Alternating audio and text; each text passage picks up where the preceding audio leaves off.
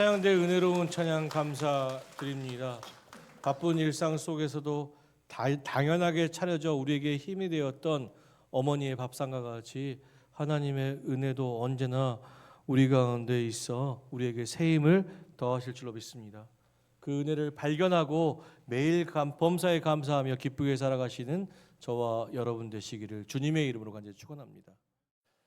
지적 장애가 있는 학생을 중학생들이 야간에 무리를 지어 집단 폭행하면서 옷을 벗긴 뒤 달팽이를 먹이고 이를 촬영까지 했다는 사건이 드러났습니다. 학교 폭력으로 신고를 당하자 패거리가 보복 폭행을 한 것으로 피해자 측에선 의심하고 있는데요. 김성국 기자의 단독 보도입니다. 어둑한 밤 야외 쉼터에서 학생 무리가 모여 있습니다. 갑자기 학생 한 명을 둘러싸더니 발로 차고 학생이 쓰러지자 발로 밟기 시작합니다. 머리카락을 잡고 끌고 다니더니 몸 위에 올라타 얼굴을 때립니다. 잔인한 폭행은 근처 건물 옥상으로 이어졌습니다. 무리는 피우던 담배를 학생의 몸에 지졌고 촬영까지 합니다.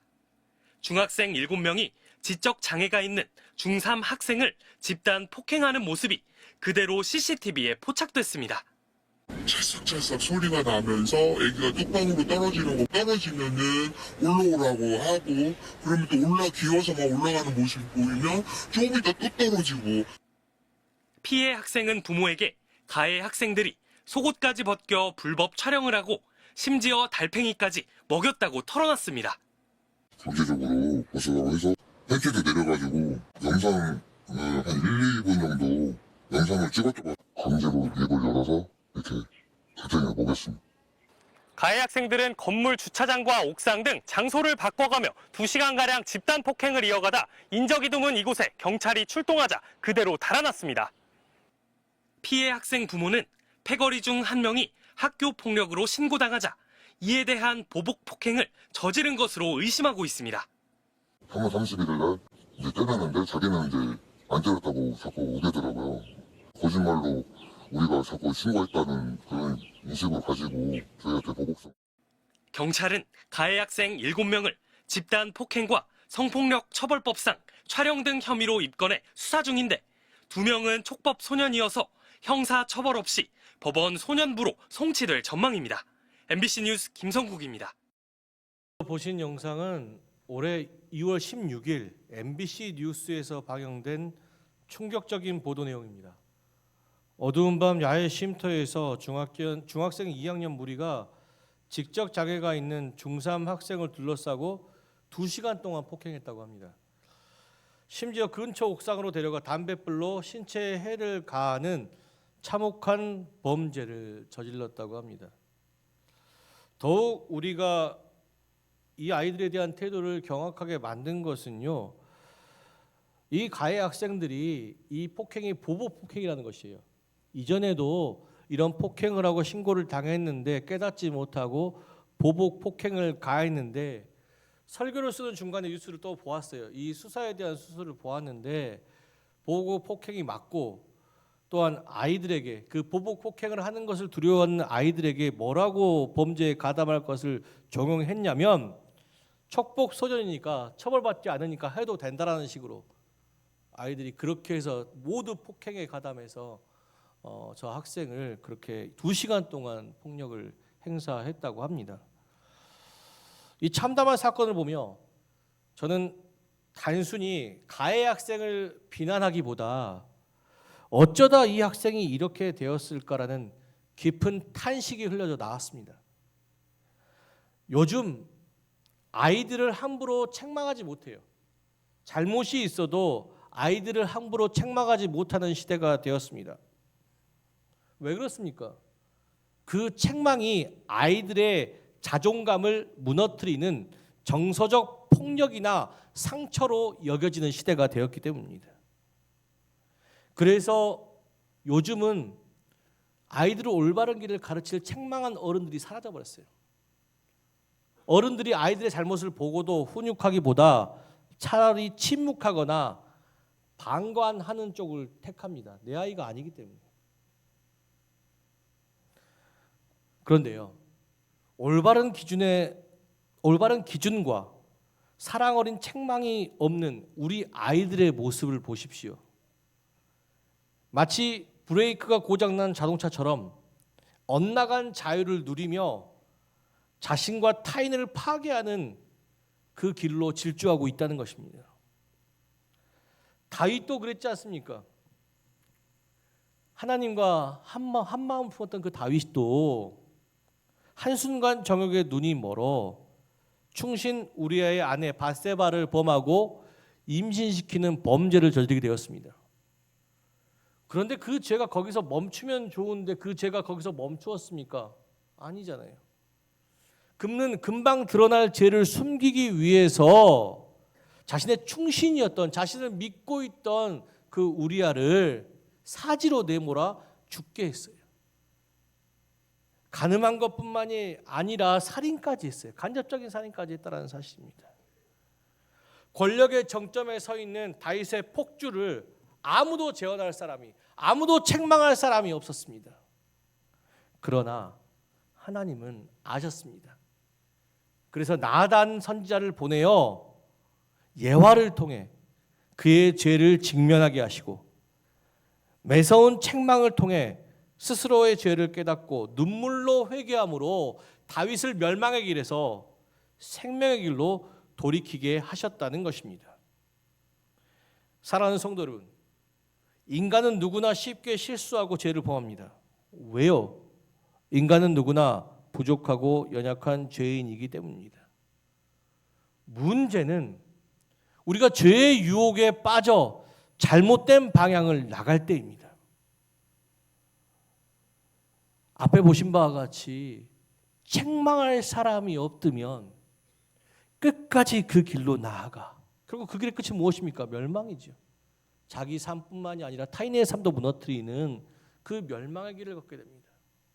그러나 우리가 그런 길을 갈지라도 누군가 나의 앞에서 타일러줄 나단 선지자와 같은 멘토 혹은 참된 선지자가 있다면 우리의 삶은 어떻게 되겠습니까? 나를 책망해 줄 누군가를 통하여서 나의 삶은 완전히 달라지게 됩니다. 우리의 삶에 이런 멘토와 가이드가 필요합니다. 우리를 올바른 길, 올바른 기준과 올바른 방향으로 책망해 줄 그런 멘토. 오늘 사도 바울도 이 악하고 혼란스러운 시대 속에서 우리를 선한 방향으로 이끌 유일한 멘토이자 가이드가 필요하다고 이야기하고 있습니다. 에베소서 5장 16절에 18절의 말씀, 17절의 말씀을 보니까 사도 바울은 에베소 성도들에게 어리석은 자처럼 행동하지 말고 시간을 아껴 지혜롭게 살아가라고 권면하고 있습니다. 그렇습니다. 우리의 인생은 늘 선택의 연속이며 우리는 이 선택에 대한 책임을 지며 살아가고 있습니다. 그런데 문제는요, 우리는 무엇이 올바른 선택이며 무엇이 잘못된 선택인지 스스로 알지 못하고 있다는 것입니다. 그래서 우리는 종종 잘못된 선택을 하고 합니다. 그리고 시간이 지난 후 뼈저리게 후회하며 과거로 시간을 되돌리고 싶다고 이야기하고 있습니다. 지혜롭지 못한 자는 그렇습니다. 끊임없이 잘못된 신탁 속에서 과거로 시간을 되돌리고 싶다고. 그러나 지혜로운 자는 어떠합니까? 후회가 남지 않아요. 시간을 함부로 낭비하지 않는다는 것입니다. 왜 그렇습니까? 지혜로운 자, 성경이 말하는 지혜로운 자는요, 듣는 마음이 있는 자입니다. 더 구체적으로 이야기하면 듣는 마음을 통하여서 선, 악을 분별할 수 있는 능력이 있는 자가 지혜로운 자라는 것입니다. 무엇을 듣습니까? 바로 하나님의 뜻을, 하나님의 마음을 듣는다는 것입니다. 지혜의 왕 솔로몬이 성전을 지을 때 하나님께서 무엇을 구할 것인가, 무엇을 줄 것이냐 말할 때 솔로몬이 구하신 게 무엇입니까? 그렇죠. 지혜가 아니에요. 듣는 마음을 내게 주시옵소서. 그렇죠. 앞서 소개한 학교폭력 가해 학생들도 그렇습니다. 그들은 법의 허점을 이용하여 당장 처벌을 피하는 것이 지혜라고 생각했습니다. 그러나 그것이 지혜입니까? 회개와 반성 없이, 어떠한 책망 없이 용서받고 그 법망을 피해서 자신의 죄가 사면되면 그 아이들은요, 올바른 방향으로 갈 수 있을까요? 아니에요. 어렸을 때 도둑질이 그저 바늘도둑이 그 말이 맞습니다. 계속해서 그런 범죄를 저지르다가 성인이 될 때 정말 큰 범죄를 저지러 과거를 후회하게 되겠죠. 이런 때 나를 책망해 줄 어른이 있었다면 내 인생이 달라지지 않았을 텐데. 혹 과거의 일 잘못되었다고 생각하고 이제 열심히 살아보겠다. 어른이 되어 열심히 살아보겠다. 열심히 공부하고 그 아이가 좋은 대학 가고 좋은 직장 가봤다 생각해 봅시다. 그 아이가 잘 될까요? 아니에요. 학교 폭력, 학교에서의 범죄가 그 과거가 그 아이의 발목을 잡습니다. 여러분 잘 아시지 않습니까? 유명한 정치인이나 유명한 연예인이나 성공한 사람들이 과거의 학교 폭력과 과거의 범죄로 인해서 자신이 쌓아놓은 모든 것을 무너지게 하는 거예요. 완전히 실패한 인생으로 떨어져 버리는 그 모습을 여러분들 잘 아시지 않습니까? 여러분, 과거가 지어지는 것이 아니에요. 과거는 끊임없이 나를 쫓아옵니다. 가장 무서운 것은 내가 쌓아 올릴 때, 내가 다 쌓아 올릴 때 그걸 다 무너지게 해서 내 시간을 헛되게 한다는 것이에요.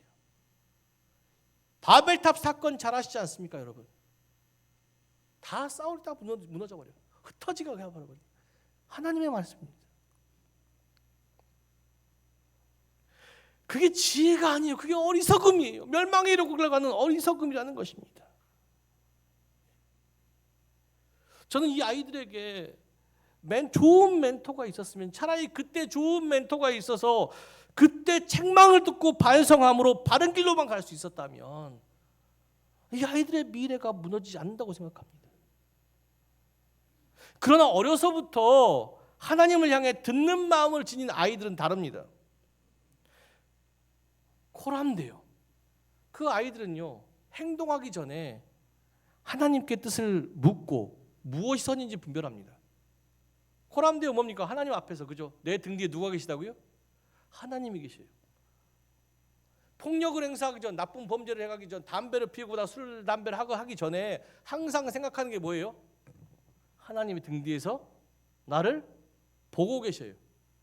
그러니까 분별한다는 사실이에요. 다른 아이들은 입시 스트레스나 뭐 자기 기쁨을 위해서, 그죠? 학교 폭력을 해. 막 때려요. 아무런 분간 없어요. 그냥 이거 때리면 즐거우니까 행복하다. 내가 위에 서는 것 같고 그러니까. 근데 설사 그 학교 폭력의 자리에 있더라도 하나님을 믿는 아이들은 때리기 전에 뭐가 있어요? 마음에 찔림이 있어요. 하나님이 나를 보고 계시는데. 그러면서 무엇이 선인지 무엇이 악인지 분별해요. 그런 아이들의 미래는 다릅니다. 모래성에 썬 그런 미래가 아니라 반석 위에 세워졌으니까 든든합니다. 또한 그런 아이들, 그 선택 때문에 때로는 고생할 수 있어요. 왕따 되는 친구를 감싸다가, 때리지 말라고 종용하다가 때로는 다른 친구들에게 조롱당하고 손해보고 상처 입을 때도 있어요. 그러나 하나님의 믿는 자녀는 그 선택에 대해서 후회가 없어요. 왜요? 내 선택은 누가 주신 선택이다? 하나님이 주신 선택. 그 하나님은 누구시다? 합력하여 선을 이루시는 분일 줄로 믿습니다. 내 선택을 통하여서 나를 올바른 방향으로 이끌어 주실 줄로, 내 친구들을 올바른 방향으로 이끌어 주실 줄로 믿습니다. 나를 통해서 내 친구들이 구원받는 놀라운 역사가 일어나게 된다는 사실이에요. 저는 그것을 보았어요. 어릴 적 시안이 예원이가 복일 동초라는 곳에서 학교를 다니는데요. 그 복일 동초라는 곳은 어민들, 그죠? 말이 투박하세요. 자녀들 중에 욕이 심한 아이들이 있어요. 그게 일상 언어처럼 사용되어져요. 시안이가 하루는 그 욕을 듣고 와서 아빠 이 욕이 무슨 뜻이냐고, 그리고 이 욕을 한 게 맞냐고, 안 맞다고 했더니 박시안이 가갖고 지금처럼 시안이가 그때도 등치가 컸어요. 그러니까 욕하는 아이들이 있으면 잡아가 욕하지 말라고. 내 앞에서 절대 욕하지 말라고. 나는 누구다? 목사의 아들이다. 근데 재미있는 건 뭐냐면요. 아이들이 제 앞에서나 이제 학교에서도 교회에서도 욕을 안 하게 되었어요. 네. 지금은 시안이가 그때의 선함이 없어진 거예요. 잘하면서. 그런데 그래도 그 아이들이 욕을 안 하게 되었어요. 아버지 그 가정인 욕은 했지만 아이들이 그런 기준을 가지고 살아가게 됐어요. 예. 내 선함이, 내 선한 영향력이 내 친구들을 변화시킬 수 있다는 믿음. 누가 하셔요? 내가 하는 것이 아니라 하나님께서 합력하여 선을 이루신 하나님께서 하신 줄로 믿습니다. 그걸 위해서 끊임없이 후회하지 않고 결단하고 나아가요.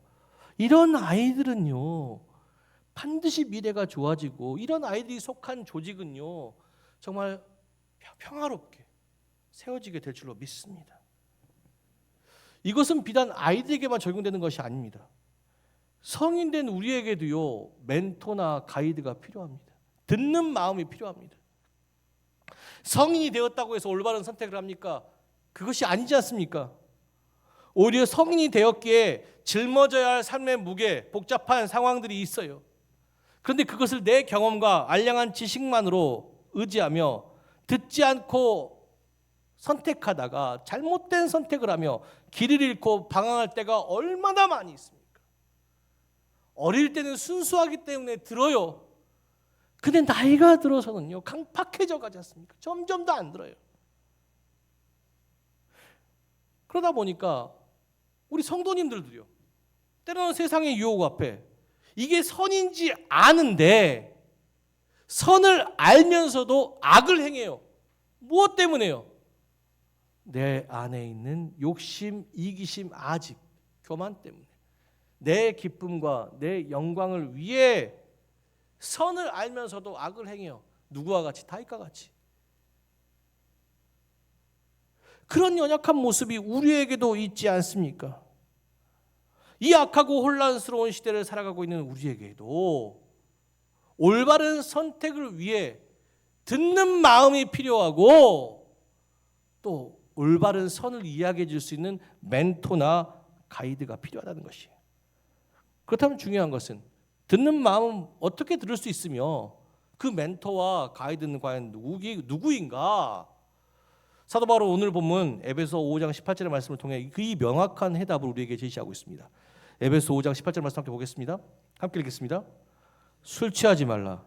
이는 방탕한 것이니 오직 성령으로 충만함을 받으라. 아멘. 사도 바울은 우리에게 술 취하지 않고 성령 충만함을 받아야 한다고 이야기합니다. 성령이 우리를 책망할 가이드와 멘토일 줄로 믿습니다. 이것은 무슨 의미일까? 이 본문을 해석해 보려고 책을 찾았는데 영국 성공의 사제이며 복음주의 신학자인 존 스토트 목사가 이 주석을 했어요. 이 본문의 주예를 했는데 에베소서 하나님의 새로운 사회라는 책을 통해서 이 본문의 주예를 했는데, 이 본문에 등장하는 술 취함과 성령 충만이 이렇다라고 이야기하고 있습니다. 이 본문을 그대로 읽어드리겠습니다. 술 취함은 인간의 이성과 자제력을 마비시켜 사람을 짐승 이하로 끌어내리지만, 성령 충만은 우리의 인격을 온전히 통제하여 사람을 그리스도의 형상으로 끌어올린다. 아멘. 술 취한 사람은 알코올의 지배를 받아 자신이 원하지 않는 엉뚱한 목적지로 비틀거리며 걸어갑니다. 세상의 가치관, 돈, 명예, 또 쾌락, 세상의 헛된 것에 취해 있는 인생 마찬가지입니다. 이것을 얻기 위해 이게 악인 줄 알면서도 행하는 사람들이 너무나도 많아요. 위대한 사도 바울조차 로마서 7장 19절의 말씀에 뭐라고 이야기했습니까? 내가 원하는 바 선을 행하지 아니하고 도리어 원하지 아니한 바 악을 행하는도다. 우리가 왜 그렇게 살아갑니까? 이게 악인 줄 알면서 왜 악한 행동을 계속합니까? 왜요? 그 우리가 육체적 사람이기 때문이에요. 육체의 본성을 지닌 사람. 그러니까 맨날 싸우고, 싸우지 않아야 될 것을 알고 서로 사랑해야 될 것을 알면서도 맨날 싸우고 다투고 미워하고 시기하고 진실을 왜곡해서 거짓으로, 그래서 내 죄를 감추기도 하고요. 또 경쟁하면서 타인을 깔아뭉개고 업신여기고 죽이는 일이 팽배하지 않습니까? 그런 모습이 어떤 모습이에요? 저는 그런 모습을 동물의 왕국에서 봤어요. 동물들이 그렇게 살아가지 않습니까? 자기를 위해서만. 죽이는 것이 흔한 세상이 동물의 왕국 아닙니까? 먹기 위해 죽이는 세상. 그렇죠. 못에 취했기 때문에, 육체에 취했기 때문이에요. 세상의 가치관과 돈과 명예, 쾌락에 취했기 때문에, 헛된 것에 취했기 때문에 이게 선인 줄 알면서도 악을 행하고 있어요. 지금 뭐 유튜버들 이렇게 뭐 이야기하는데요. 유튜버들 보면은 잘못된 행동 너무 많이 해요. 왜요? 왜 그런 행동을 합니까? 왜 과하게 행동을 하고 왜 다른 사람을 때리고 왜 그래요? 이게 돈이 되니까.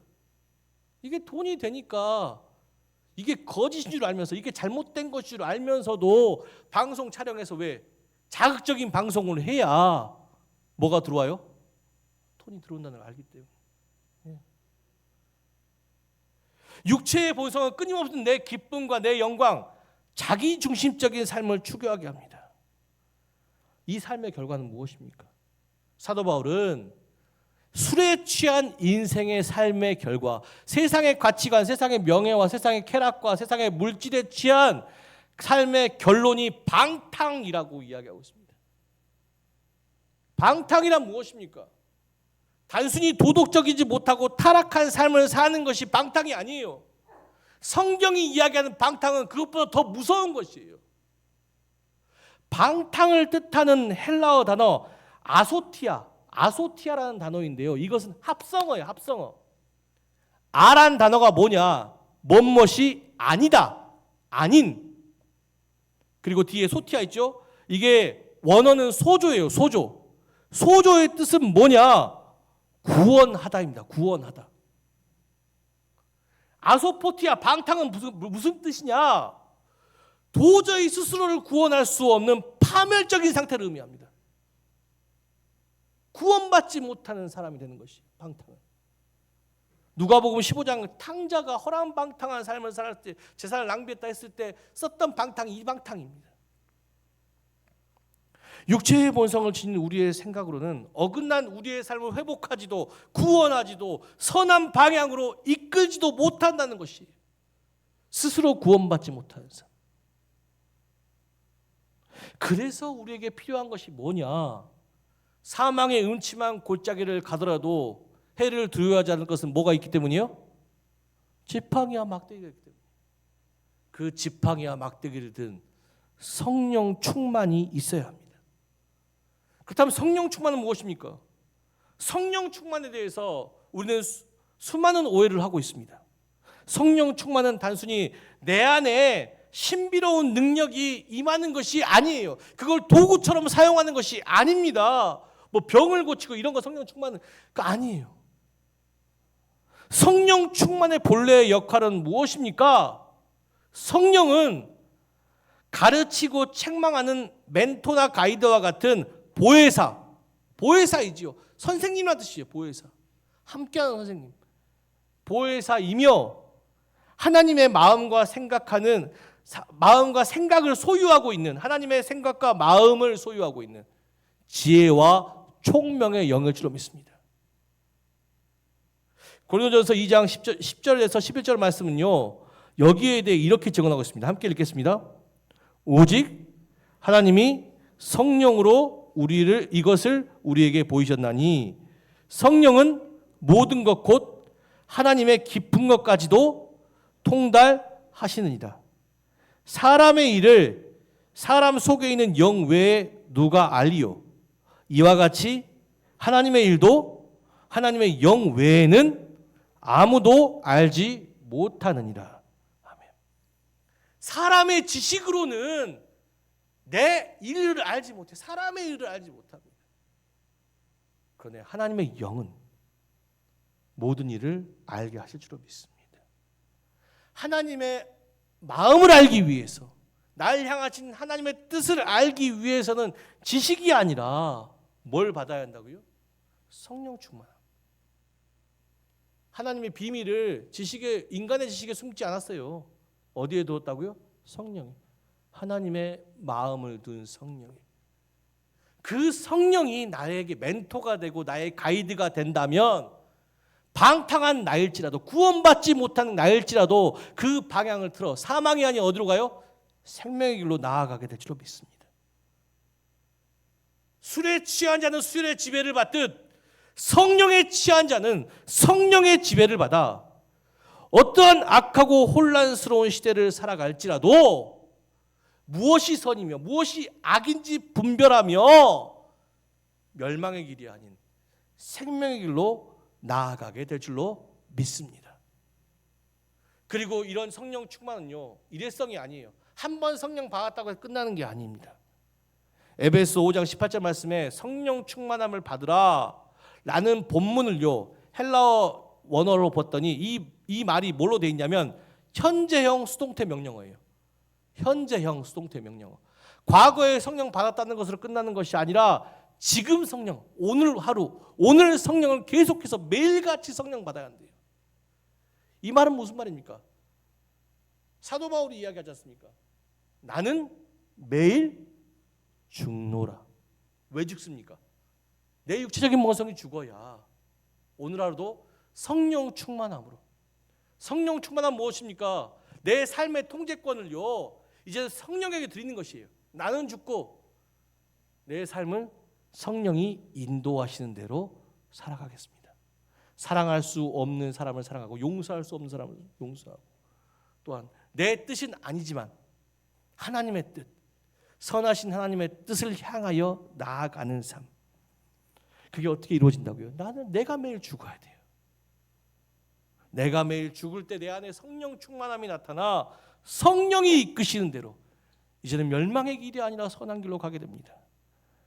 그리고 성령 충만함이 나타날 때, 우리 삶에 놀라운 성령 충만함이 나타날 때 우리 삶에 이런 변화가 나타나게 된다는 것입니다.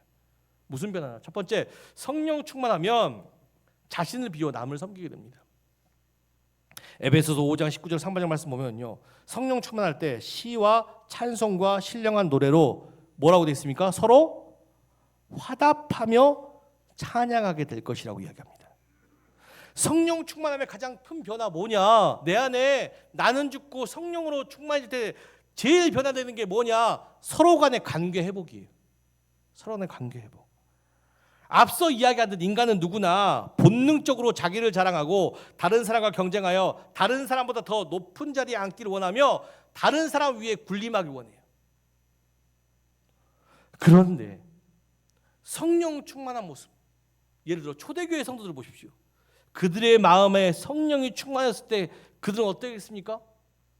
자신의 것을 내려놓고 남을 돌보며 높아지기보다 낮은 곳을 선택했어요. 왜? 다른 사람을 섬기기 위해. 그 섬김이 기뻐했어요. 그리고 함께 기뻐하고 함께 떡을 떼고 음식을 나누고 함께 슬퍼하며 자신보다 누구의 기쁨이요? 하나님과 이웃의 기쁨이 되길 원했다는 사실입니다. 빌립보서 2장 2절과 4절의 말씀 함께 보겠습니다. 함께 읽겠습니다. 그러므로 그리스도 안에 무슨 권면이나 사랑의 무슨 위로나 성령의 무슨 교제나 긍휼이나 자비가 있거든 마음을 같이 하고 같은 사랑을 가지고 뜻을 합하여 한 마음을 품어 아무 일에서든지 다툼이나 허영으로 하지 말고 오직 겸손한 마음으로 각각 자기보다 남을 낫게 여기고 각각 자기 일을 돌보도록 또한 각각 다른 사람의 일을 돌보아 나의 기쁨을 충만하게 하라. 여기서 나는 누구입니까? 하나님이. 성령 충만한 자는요, 내 기쁨보다 하나님의 기쁨이 되길 원해요. 하나님의 기쁨은 무엇입니까? 우리가 서로 낮아지고 서로를 섬기며 서로를 사랑하는 자가 되길 원하는 것입니다. 그래서 저는 지금 광화문에서 시위하고 있는 저들이 성령 받지 못한 이들이라고 생각합니다. 성령 충만함을 받았다면 저들이 극우 집단처럼 행복하지 않을 텐데.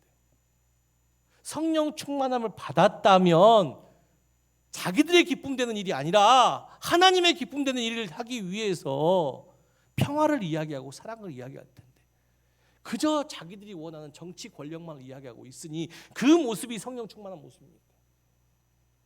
이러한 모습은 우리에게도 발견되어집니다. 우리의 가정과 우리의 교회 가운데에서 지금 누군가를 미워하고 계십니까? 누군가를 증오하고 누군가를 끌어내리려고 하십니까? 왜요? 내 마음에 내 생각, 내 아집, 나를 향한 사랑만이 가득하기 때문입니다.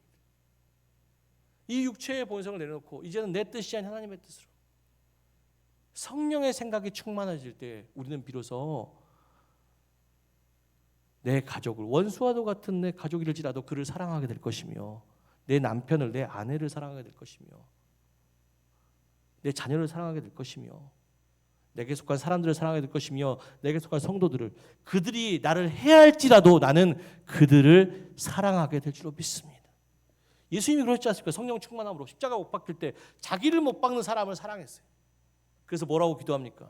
이들을 용서해 주옵소서. 이들이 아직 무엇을 하는지 알지 못합니다. 그 사랑의 힘이 어디에 있느냐? 성령 충만함 가운데 있다는 것입니다. 진정한 성령 충만은 나를 비워 그 자리에 예수의 마음을 채우는 것입니다.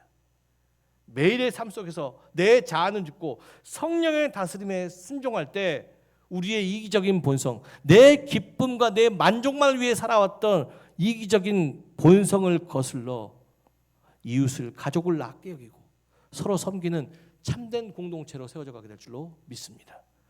두 번째, 성령 충만함을 경험한 사람들은요, 예배를 사모하게 됩니다. 이어서 에베소 5장 19절 하반절에서 22절 말씀 보면은요, 너희는 마음으로 주를 찬양하며 범사에 예수 그리스도의 이름으로 항상 아버지께 감사라고 사도 바울은 권면하고 있습니다. 하나님이 기뻐하시고 함께 하신 예배는 어떤 예배입니까? 화려한 악기가 있고 세련된 프로그램이 있고 완벽하게 짜여진 외형적인 형식을 의존한 예배가 아니에요. 뭐 오케스트라 있고 찬양대가 100명이나 있고 찬양팀이 유명한 사람이 나가 찬양하 이런 예배를 하나님께서 사랑하시거나 하나님이 함께 하시는 예배가 아니라는 것이에요. 주여 주여 하는 자마다 다 하나님의 아들이 아니라고 했지 않습니까? 진짜 하나님이 기뻐하시는 예배는 무엇인가? 진짜 하나님이 기뻐하시는 예배는 이런 예배입니다. 미국의 영성신학자 토저는요, 그에 져서 예배인가 쇼인가에서 진짜 하나님이 기뻐하시는 예배에 대해서 이렇게 얘기하고 있습니다. 그 책의 내용을 그대로 읽어드리겠습니다. 성령에 이끌리지 않는 예배는 죽은 형식에 불과하며 참된 예배는 오직 성령의 조명하심을 통해 하나님을 경외하는 마음이 불타오를 때 비로소 완성되어진다. 진짜 하나님이 함께 하시고 진짜 하나님이 기뻐하시는 예배는 여러분 잘 알고 있어요. 요한복음 4장 24절 말씀, 신령과 진정으로 드리는 예배. 내 삶에 함께 해주시는 하나님께 사랑하고 날 구원해 주시는 하나님만을 바라보는 예배. 내 안에 성령 충만함, 다른 것 바라지 않고 내 안에 성령 충만이 임하기를 원합니다. 그렇게 간절한 예배가 하나님이 기뻐하시고 하나님이 함께 하신 예배라는 것입니다. 저는 이 예배를 직접 경험한 적이 있습니다. 고등학교 때 1995년 무렵입니다. 그때 무안에서 무슨 부흥 집회를 한대요. 찾아갔어요. 그런데 그 교회가 산골에 있어요. 그러니까 버스를 타고 목포에서 무안까지 버스를 탔어요. 버스 정류장에 내리니까 경운기가 대기하고 경운기를 타고 가요. 길이 사람이 그 차가 다닐 수 없는 길이기 때문에 경운기를 타고 한 30분을 들어가요. 30분을 들어가니까 예배당이 나오는데 예배당 어떤 모양이냐? 마룻바당에 단상 하나만 있어요. 아무것도 없어요. 마이크 시설도 피아노도 악기도 없어요. 그런데 그 교회 성도들이 놀라운 것은 무엇이라 하십니까? 예배가 밤 8시에 시작하는데 2시간 전부터 나와 찬양을 해요. 악기가 없으니까 어떻게 합니까? 북을 두고 찬양해, 북을. 근데 그 옆에 뭐가 있냐면 찢어진 북이 있어요. 얼마나 북을 두들겼으면 찢어질 정도로. 그렇게 찬양하는데 저는 처음에 거기 딱 들어갔다가 순간적으로 여기 잘못한다 생각했어요. 이 사람 미친 것 같이 막 막 주여 눈물 흘리면서 들어왔는데 분위기가 주여. 근데 재밌는 게 뭔지 아십니까? 술 취한 사람들은 막 자기 넋두리를 하잖아요. 자기 이야기만 하는데 이 사람들이 한결같이 이야기하는 것은요, 주님 내게 임하여 주셔서 내 아픈 상처를 회복하시고 주님 소망 없는 나에게 소망 주시고 이 어두운 마음에 빛을 허락해 주시옵소서. 거기 모인 정말 많은 사람들이 동일한 기도를 막 해요. 그러면서 주님 찬송의 은혜 받고 뭐 말씀이 시작되지도 않았는데 이미 눈물을 흘리고 은혜 받고 막 이런 모습들. 그러고 예배가 시작됐어요. 부흥 강사가 막 말씀을 전하는데 아멘 아멘 아멘 하고 그렇게 예배를 끝났는데 문제는 뭐냐? 예배가 끝나면 어떻게 해요? 우리는 집에 가려고 가방 챙기죠. 축도와 동시에 바로 나가지 않습니까? 저도 그렇게 했어요. 그런데 놀라운 것이 예배가 축도가 끝났는데 성도들이 그 자리에 앉아서 또 그 말씀을 붙잡고 기도하는 것이 주님 이 말씀의 은혜가 나에게 임하여 주시기를. 더 신기한 거는요, 동일하게 거기에 모인 사람들이 동일하게 그 말씀을 붙잡고 기도하고 있다는 사실이지. 솔직히 부흥 강사의 메시지가 저는 생각나지 않아요. 그런데 저에게 충격인 것은 지금도 남아있는 것은 그 모습이에요. 한 목소리로 오직 성령의 임재만을 바라고 그 성령 안에서 눈물을 흘리며 위로받고 회복되어진 그 성도들의 모습, 그것이 당시 믿음이 부족했던 저에게 정말 강력한 정말 모습으로 다가와서요, 지금 제가 목회자로 이 자리에 서 있는 것입니다. 깊이 하나님을 만나는 특별한 시간. 저는 부흥 강사의 말씀을 통해 하나님을 만난 것이 아니라 그 성도들의 간절함, 어떻게 저렇게 간절하게 하나님을 원할 수 있을까? 정말 하나님은 살아계신 것은 아닐까 궁금해하며 말씀을 묵상하고 기도해 보며 지금 이 자리에 서 있는 것입니다. 목회자가 된 저 역시 지금 세우고 싶은 예배가 그런 예배예요. 우리 모든 성도들, 전주신학교 모든 성도들 하나하나에 성령 충만함, 그 성령을 간절하게 원하며 그건 기대하며 성령 충만함으로 살아계신 하나님을 깊이 대면하고 위로하고 기뻐하고 회복되고 변화되는 그러한 예배. 그러한 예배가 있을 때 우리의 변화된 모습을 통하여서 구원받지 못한 자가 구원을 받게 되고 새신자가 놀라운 변화가 있게 될 줄로 믿습니다. 사람을 변화시키는 것이 뭐에 있다고 말의 지식이 있지 않습니까? 그러니까 설교에만 의지하지 마십시오. 설교는 그냥 증언일 뿐입니다. 체험하시길 원합니다. 성령을 통해 체험하는 사람을 통해서요, 교회에 믿지 않는 자가 믿게 되고 변화되지 못한 사람이 변화되게 될 줄로 믿습니다. 저처럼요. 이처럼 성령 충만은 우리의 마음을 변화시키고 또 회복케 하는 참된 예배의 자리를 기쁘게 만들어갑니다. 그리고 마지막 성령 충만을 경험하는 세 번째 사람의 변화는요, 어떠한 상황과 환경 속에서도 기쁨과 감사를 잃지 않는다는 점입니다. 오늘 함께 보신 예배소서는요, 사도 바울이 감옥에 갇힌 상황 속에서 쓰여진 옥중서신입니다. 그런데 감옥에 갇힌 상황 속에서도요, 19절과 20절 말씀에 보면요, 사도 바울은 에베소 성도들에게 권면하기를 뭐라고 권면합니까? 시와 찬송과 신령한 노래들로 서로 화답하며 범사에 우리 주 예수 그리스도의 이름으로 항상 아버지께 감사로 고민하고 있어요. 기뻐할 수 없는 감옥이잖아요. 그죠? 상황과 환경이. 그죠? 감사할 수 없는 곳에서 사도 바울은 뭐라고 이야기하고 있습니까? 찬양하며 기뻐하라. 에베소 교인들에게. 감옥에 갇혔는데 오히려 감옥에 갇히지 않은 에베소 교인들에게 이렇게 얘기하고 있다는 것입니다. 어떻게 이런 일이 일어날 수 있을까? 앞서 소개한 존 소스터 목사님의 그 에베소 주석이죠. 아까 소개한 주석. 그 주석에는요, 이 본문에 대해서 이렇게 해석하고 있습니다. 이 책의 내용을 또 그대로 읽어드리겠습니다.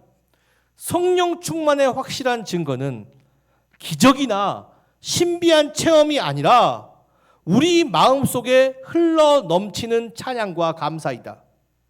성령은 우리 시선을 환경에서 하나님께로 돌려놓기 때문이다. 그렇습니다. 상황과 환경은 여전히 불안하고 두렵지만 성령이 채워주면 어떻게 돼요? 그 시선이 상황과 환경, 우리가 불안하게 생각하는 상황과 환경을 보게 하시고 우리에게 평안과 기쁨을 주신 하나님을 보게 한다는 것입니다. 인생 살아가다 보면 매일 근심할 거리가 너무나도 많이 있어요. 무거운 짐들 너무나도 많습니다. 건강의 문제, 재정의 문제, 자녀의 문제, 또한 해결되지 못한 모든 문제들로 밤잠 설치기 일쑤입니다. 내게 주어진 상황과 환경을 보면 힘들고 어려운 사람입니다. 그러나 성령이 내게 임할 때 성령이 그 수고한 무거운 짐들을 대신 져 주실 줄 믿습니다. 그리고 나는 무엇을 바라봐요? 상황과 환경이 아니라 내게 평안과 기쁨을 주시는 하나님을 바라보게 됩니다. 그렇게 될 때 고린도후서 말씀과 같이 우리는 근심하는 자 같으나 항상 기뻐하고 가난한 자 같으나 많은 사람을 부요하게 하고 아무것도 없는 자 같으냐 모든 것을 가진 자로서 매일을 살아가게 될 줄로 믿습니다. 그러니 지금 이 시간 상황과 환경 속에서 두려워하거나 불안하는 분이 계시다면 이 시간 성령 충만 구하십시오. 내 마음에 성령 충만 있을 때 감옥 가는 곳에 있을지라도 그 속에서 주님 주신 평안, 그 시선이 세상이 아니라 하나님께로 바뀌어질 때 평안 주시는 하나님과 기쁨 주시는 하나님을 통해서 감옥에 있을지라도 나는 기뻐하고 감사하며 살아가게 될 것을 믿습니다. 사랑하는 성도 여러분, 성령은 결코 연약함과 방황 속에 있는 우리를 홀로 내버려 두지 않으십니다. 악하고 혼란스러운 이 시대 속에서도 성령님은 우리와 함께 동행하시며 우리를 책망하시고 가장 좋은 길로 인도하시는 완벽한 멘토이자 참된 가이드가 되어줘 주십니다. 그러니 이제 우리는 우리의 미련함과 부족함을 십자가 앞에 솔직하게 고백하고 성령의 지혜와 다스림, 그죠? 듣는 마음을 통하여서 성령의 지혜와 다스림을 간절히 구해야 될 줄로 믿습니다. 내 삶의 운전대를 성령님께 온전히 내려드릴 때 우리의 이기심으로 무너졌던 관계가 섬김으로 회복되고 형식에 갇혔던 예배가 감격으로 살아나며 감옥과도 같이 깜깜한 현실이 기쁨과 감사가 넘치는 현실로 바뀌게 되는 놀라운 기적의 역사를 체험하게 될 줄로 믿습니다. 전신학교의 모든 성도들이 그 성령 충만함으로 이 기적의 역사를 경험하고 또한 그 기적의 역사를 통해서 내게 속한 교회와 가정과 세상을 변화시키는 놀라운 하나님의 자녀, 놀라운 하나님의 역사가 되시기를 주님의 이름으로 간절히 축원합니다. 기도하겠습니다. 사랑과 은혜가 풍성한 주님, 세상의 헛된 것에 취해 바른 길을 알지 못하고 방황하던 우리의 연약함을 긍휼히 여겨 주시옵소서. 이 시간 우리의 텅 빈 마음에 오직 성령으로 충만하게 채워주시기를 간절히 기도합니다. 내 고집과 내 경험, 십자가 앞에 못 박고 이제는 성령의 다스림과 통제에 온전히 순종하는 지혜로운 자녀가 되게 하여 주시옵소서. 그리하여 우리의 삶의 모든 관계가 십자가의 사랑으로 회복되어지고 우리의 예배가 영과 진리로 드려지는 생명력이 있는 예배가 되게 하시며 어떠한 절망적인 상황 속에서도 찬양과 감사가 흘러넘치는 기적의 주인공이 되게 하여 주시옵소서. 매일의 삶 속에 성령님과 동행하며 세상을 이길 힘을 얻기를 소망하며 우리의 참된 멘토이자 우리의 참된 가이드이신 우리 구주 예수 그리스도의 이름으로 간절히 기도드렸습니다. 아멘.